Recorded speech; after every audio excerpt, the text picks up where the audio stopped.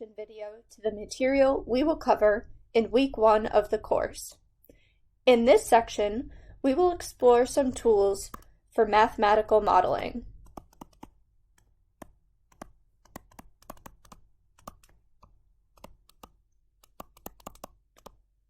Which help us analyze data,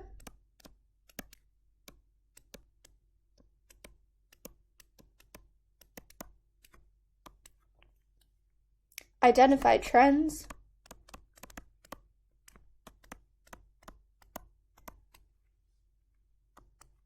and predict the effects of change.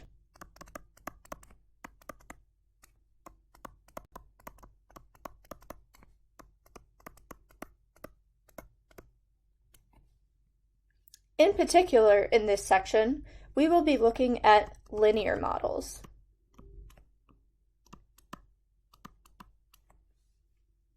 The first step of creating a model is describing a relationship between variables.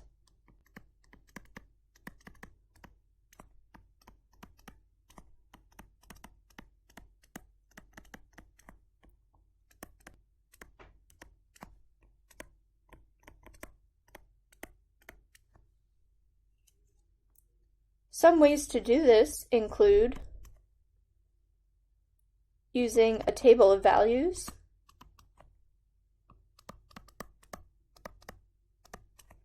using a graph, or using an algebraic equation.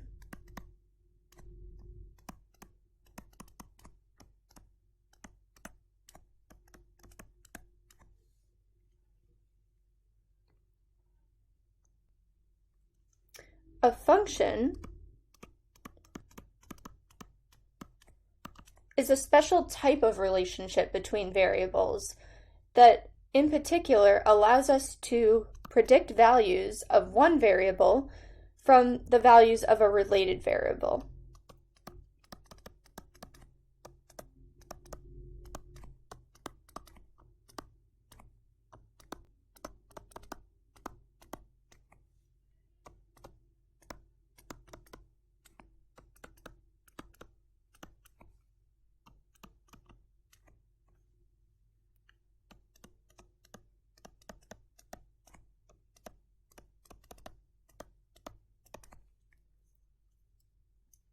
When we're looking at a graph of a certain algebraic equation, we can determine whether it represents a function using the vertical line test.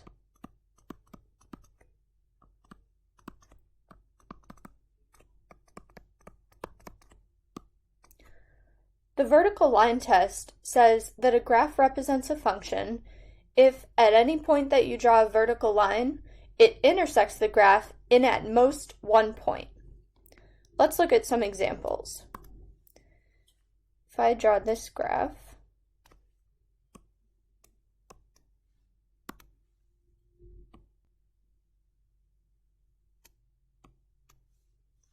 let's test it out.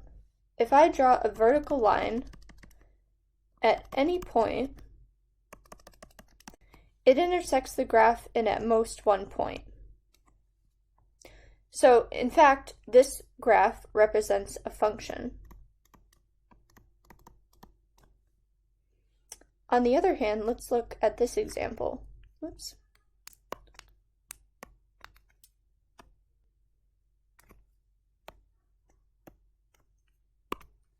If I draw a graph that looks like this,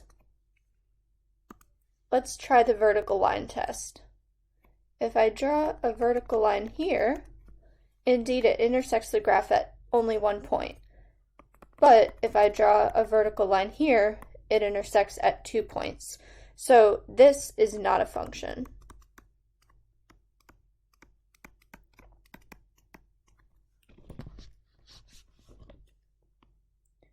Once we've determined that we have functions, we often want to compare them. One way to compare linear functions is by looking at their slope, which is a measure of steepness.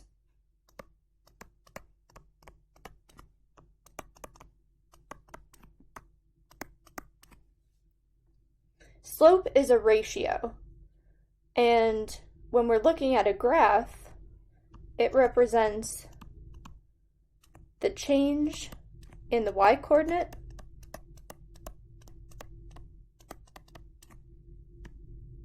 over change in the x-coordinate.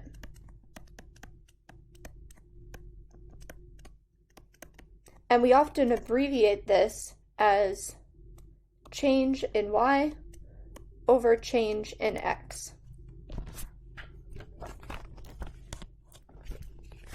Great.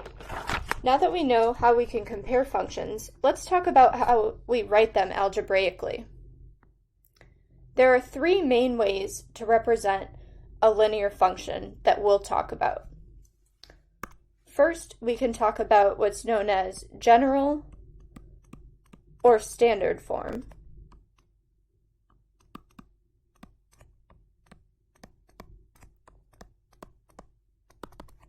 This looks something like ax plus by equals c, where a, b, and c are some numbers, and a and b are not both 0.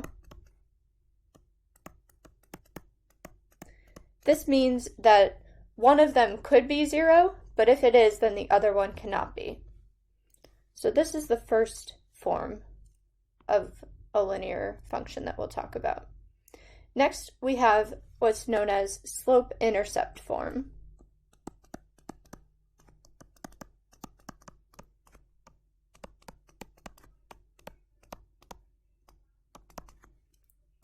And this takes the form y equals mx plus b,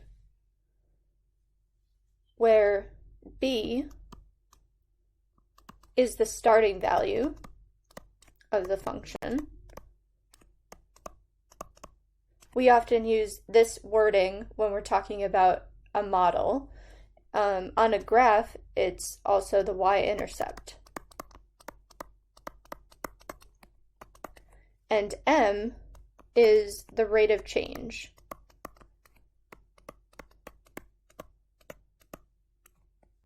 Also known as the slope. And then lastly, we have what's known as point-slope form.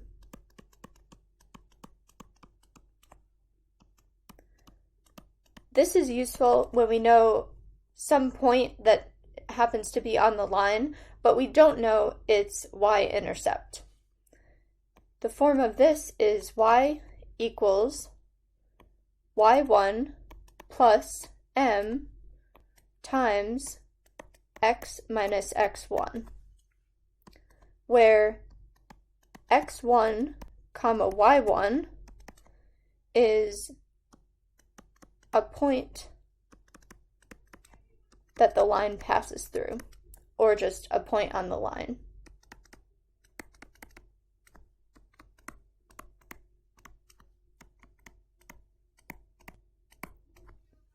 And again, m is the slope.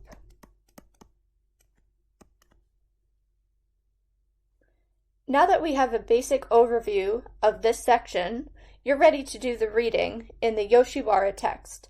It's section 1.1 to 1.5. You can find this on our latte page by clicking the Perusall link.